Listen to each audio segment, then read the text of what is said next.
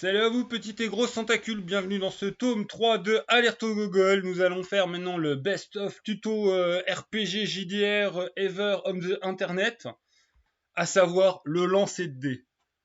Technique de base, tu prends le dé dans ta mimine, tu agites, tu invoques tes dieux de la chance et tu jettes. Voilà, ça marche. 6. Vous noterez que pour une fois, une boîte bébé aura servi à quelque chose, mais il y a plein d'autres techniques, hein, des pistes, des machins, les tours lancés de dés. Voilà, tous ces petits goodies inutiles qu'on aime bien collectionner parce qu'on est des compulsifs. Sinon, la boîte à chaussures, ça marche bien aussi. Voilà, 0 € ta piste de dés. La piste de dés en elle-même n'est pas que du luxe sur la table. En fait, ça évite d'aller chercher ses dés par terre comme un débile, ce qui à 2 heures du mat est toujours très chiant et pète le rythme. Vous noterez aussi l'erreur de débutant. On a pris du dé grand-mère, du dé Monopoly. En fait, ça marche tout aussi bien, sauf que les rôlistes sont des petits snobs puristes et nous aimons utiliser nos dés de feignasse où c'est directement écrit dessus et que tu joues pas à dresseur Pokémon à calculer les points. Ouais, parce que sur un dé de 6, c'est facile. Mais t'imagines ton dé de 20 avec ça, ouais, ça devient tout de suite plus ridicule. Toujours dans les petits trucs de rôliste, on a vite des dés spéciaux. Voilà, là c'est un dé Awoken, hop, j'ai de la chance, il a fait quelque chose sur sa face, mais forcément ça devient illisible pour n'importe quel autre jeu. Dans les dés préférés, chouchou des rôlistes, nous avons le merveilleux dé 20, voilà, qui se lie comme tous les dés à son sommet, comme tous les dés, haha, glorieux mensonge.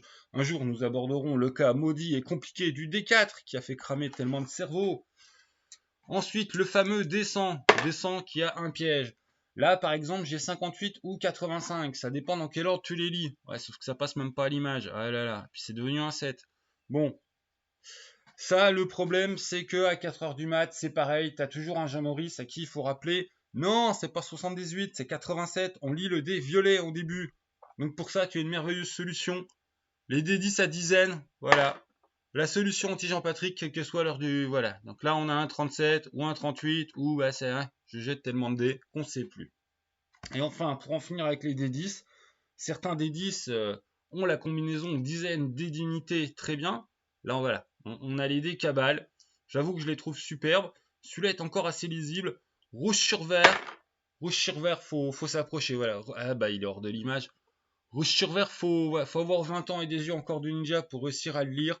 C'est le petit problème généralement des jolis dés, machin, c'est que tu sacrifies la lisibilité au style et ça c'est pas possible. Voilà, d'ailleurs on voit très très bien sur l'image hein, lesquels sont faciles à lire, lesquels sont compliqués.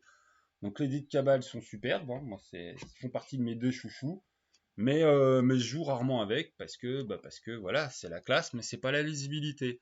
Bon, bah ce sera tout sur ce tuto. Hein. Je vous donne rendez-vous à l'un de ces quatre pour le dé de 4. Et puis voilà. Alerte au Gogol tome 3, c'était le lancer de dés. Dans une boîte à chaussures, c'est moins onéreux et c'est mieux.